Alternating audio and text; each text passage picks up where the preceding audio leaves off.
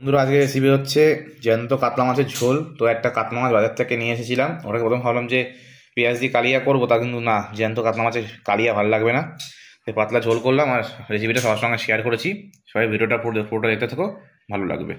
তো কাতলা মাছ করার জন্য নিয়ে নিয়েছি আগে একটা কাতলা মাছ।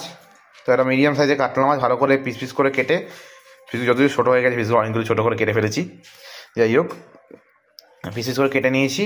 আর নেব হচ্ছে সবজি হিসাবে শুধুমাত্র ব্যবহার করছি আলুগুলো এই যেরকম সাইজ করে কেটে নিয়েছি এক একটা আলুকে। আর মশলা হিসাবে যেটা ব্যবহার করছি সেগুলো হচ্ছে এই গোটা শুকনো লঙ্কা, গোটা কাঁচা লঙ্কা, ধনে গোটা সাদা জিরে।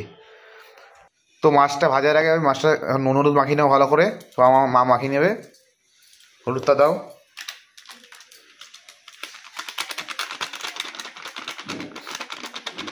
এবার ভালো করে মাখিয়ে নিচ্ছে বন্ধুরা, ভালো করে মাখিয়ে নেবো বন্ধুরা।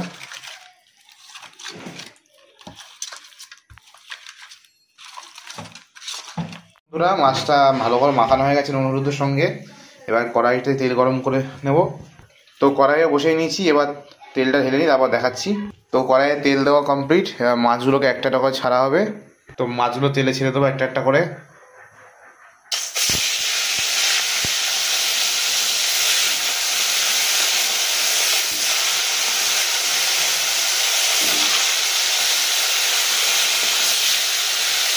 তো মাছগুলো ছাড়া হয়ে গেছে, মোট 5 পিস মতো মাছ কেটেছি প্রথমের দিকে।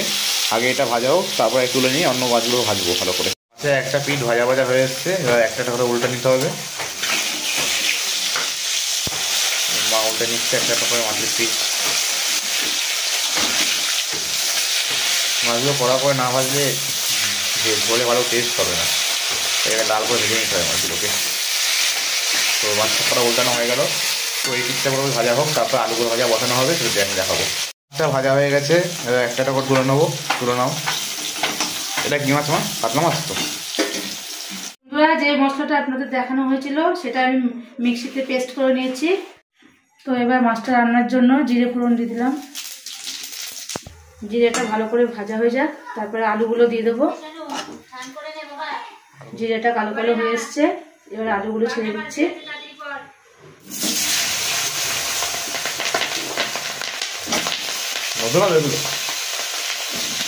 তো এবার মাছ রান্নার জন্য নতুন আলুগুলো ভালো করে ভেজে দিচ্ছি।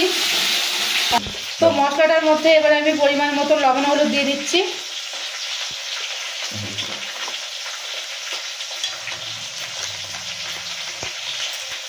বলো।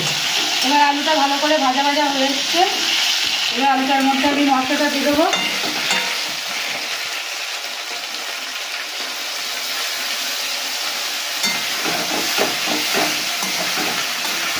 তো বন্ধুরা দেখুন, এখন আলুটা ভালোভাবে মশলা দিয়ে কষানো হয়ে গেছে, এবার আমি পরিমাণ মতন জল ঢেলে দিচ্ছি।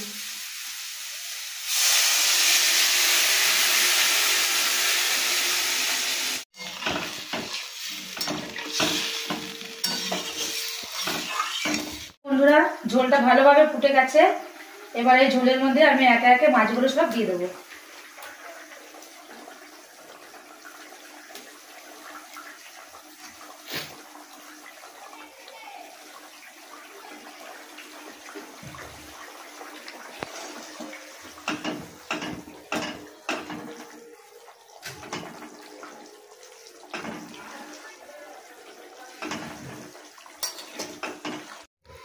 তো মাছের ঝোল আমার পুরো হয়ে গেছে, এবার আমি ধনেপাতা কুচি দিয়ে নামিয়ে নেব।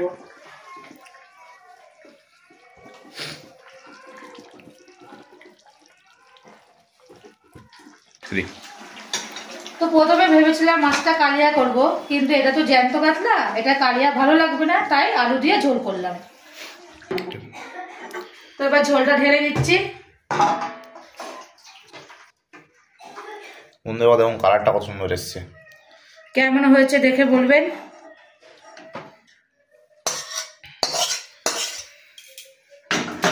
কালারটা দেখে নাও। বন্ধুরা আজকে রেসিপিটা পুরো রান্না করা কমপ্লিট। তোমাদের যদি ভিডিওটা ভালো লেগে থাকে তবে অবশ্যই আমার চ্যানেলটা সাবস্ক্রাইব করে সঙ্গে থেকো, আর ভিডিওটা ভালো লাগলে লাইক করে জানিও। তো দেখা হচ্ছে আরও পরে কোনো একটা ভিডিওতে, ততক্ষণের জন্য ধন্যবাদ।